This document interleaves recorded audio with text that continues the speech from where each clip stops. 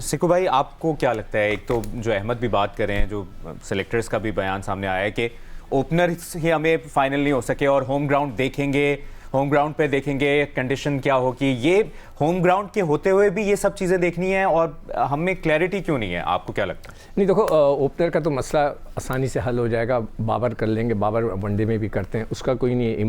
इमाम के लिए मैं ये ज़रूर कहूँगा कि इमाम साहब नीयत का जो कहते हैं ना, आपके चाचा ने बड़ी कोशिश करके आपको लेकर आ गए थे, उस वक्त के जो ओपनर थे उनको निकाला, आपको लेकर आए, अब आपने परफॉर्मेंस की भी थी, मैं आपको सपोर्ट कर रहा था कि आपका नाम होना चाहिए, आप नहीं थे। ओपनर का तो मसला यहाँ पे हल हो जाएगा, बाबर कर लेगा, नीचे साउथ शकील जो है मिडल ऑर्डर को देख लेगा।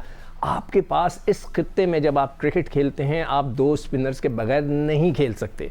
आप अब देख लीजिएगा दूसरी टीमों को जब वो आएंगे उनके पास कितने तगड़े स्पिनर्स होंगे। आपने क्या किया है, उस सलमान अली आगा को रखा है जिसने, जहाँ पे इतना बड़ा बड़ा स्पिन हो रहा था, कप्तान ने उसको 2 ओवर दिए थे। 2 टेस्ट मैच में 2 ओवर, इंतहा की नालायकी थी वो। फिर आप आ जाएँ कि और कौन, खुशदिल शाह। मैंने तो पहले भी कहा है 2 दफ़ा, अब मैं दोबारा, मोहसिन नकवी साहब मैं आपको एक मशवरा देता हूँ, उससे आप यकीन करें तकरीबन 1 अरब रुपया आपका बच जाएगा। आप फर्स्ट क्लास क्रिकेट को बंद कर दें, आप लड़कों को भेजा करें लीग्स खेलने के लिए, वहाँ पर जो लड़के परफॉर्मेंस दें आप उनको खिलाया करें। यकीन करें आपके बहुत पैसे बचेंगे, पाकिस्तान क्रिकेट बोर्ड के भी, पाकिस्तान के भी।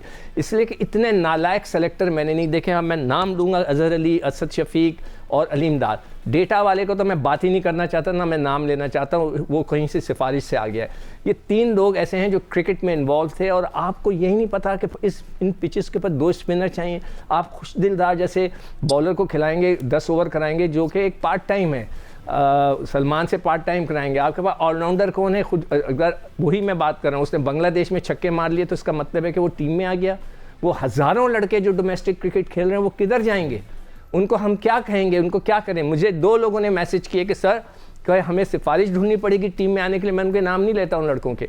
मैंने कहा बेटा कुछ ना बोलना, कोई इंटरव्यू भी बुलाए तो ना इंटरव्यू देना, वरना हमेशा के लिए तुम ख़त्म हो जाओगे। खामोश रहो, मैं आपका नाम नहीं लूँगा, बस मैं आपकी शिकायत पहुँचा दूँगा।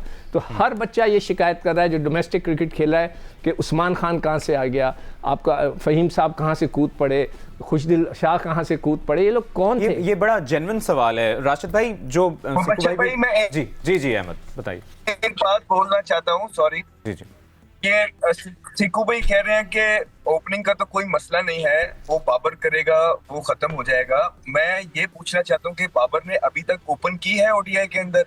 क्योंकि जहां तक मेरी नॉलेज में चीजें हैं कि आप अपनी जब आईसीसी के इवेंट्स के लिए टीमें तैयार करते हैं, आप लोगों को प्रिपेयर कर देते हैं, अपने प्लेयर्स को मेंटली प्रिपेयर करते हैं और उनको इनफ प्रैक्टिस देते हैं किसी भी इवेंट के अंदर उनको कहीं पे फेंकने से पहले।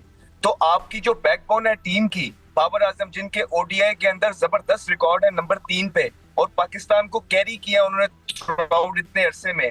ठीक है, वनडे क्रिकेट कम हुई है और दूसरे फॉर्मेट्स के अंदर उनकी फॉर्म नीचे है, लेकिन ओडीआई क्रिकेट के अंदर आप बाबर को नंबर 3 से छेड़ने की सलाहियत रखते हैं। और खुदा न खास्ता अगर बाबर आजम ओपन जाके फेल हो गए तो जिम्मेदारी बाबर आजम लेंगे या सिलेक्शन कमेटी लेगी? तो ये चीजों का पहले ही डिसाइड और क्लियर कर दें अवाम को कि ये करने के जा रहे हैं और जिम्मेदार कौन होगा अगर इनका एक्सपेरिमेंट काम ना किया तो। देखो, अगर बाबर वैसे भी फेल हो रहा था, उसने काफी अरसे से रन इतने मजेदार नहीं किए, अब वो तो वहाँ पर भी फेल हो रहा है। तो जिस तरह सचिन तेंदुलकर ने अपने आप को ओपन स्लॉट पे लिया है, वो सबसे suppose to be the best player हमारा बाबर आजम, वो ज़्यादा से ज़्यादा गेंदें खेलने, शायद वो परफॉर्म कर दे। हम कहते हैं आप खड़े रहें विकेट के ऊपर, खेलते रहें, ये लॉजिक है। सिकू भाई यहाँ पर राशिद भाई आपसे एक चीज़ आखिरी, मैं इनकी ये बात पे टोटली एग्री करता हूँ कि एक रेगुलर ओपनर होना चाहिए, मैं ये इस पे तो एग्री करता हूँ। राशिद भाई ये जो नाम लिया है इन्होंने, अजहर अली का नाम लिया है, असद शफीक का नाम लिया है। सॉरी जी अहमद भाई, बाबर जो फेल हो रहे हैं ना,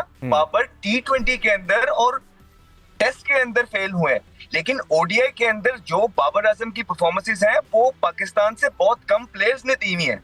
we got to understand that and respect that factor. अगर किसी भी चीज में मुझे लगता है अगर कोई भी फॉर्मेट वो ऑन करते हैं जिसमें उनकी टेक्निकली, मेंटली और जो फॉर्मेट उन्हें सूट करता है, वो बाबर आजम को ओडीआई फॉर्मेट करते हैं। और आप एक्सपेक्ट करते हैं कि बाबर आजम जो है नंबर 3 पे पाकिस्तान को इंशाल्लाह गेम में जितवाएंगे। लेकिन अगर आप उनको नंबर उनका लेके उनको ओपन करा देते हैं जहाँ 2 नए बॉल लगे होंगे और उनपे एक एक्स्ट्रा प्रेशर डाल देते हैं, फिर आप उनसे आई एम श्योर कि बाबर खुद समझदार है, या सिलेक्शन कमेटी जो कुछ भी कर रही होगी बहुत सोच समझ के करेगी, बिकॉज बाबर आजम को अच्छे से बेस्ट सिचुएशन देना, मेंटली सबसे ज्यादा बेहतर रखना बहुत इंपॉर्टेंट है, बिकॉज वो इस फॉर्मेट को ओन करते हैं।